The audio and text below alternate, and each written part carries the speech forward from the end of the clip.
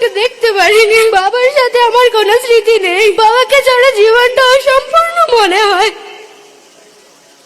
আসসালামু আলাইকুম, আমার নাম সাফা, আমার বাবার নাম সোহেল।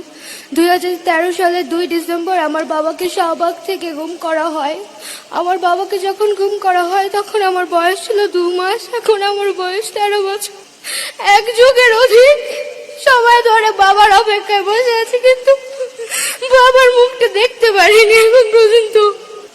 এই ছবিটা ধরে এই 13 বছরে অনেক জায়গায় গিয়েছি এবং অনেক বক্তব্য দিয়েছি, কিন্তু বাবার খোঁজ পাইনি এখনো।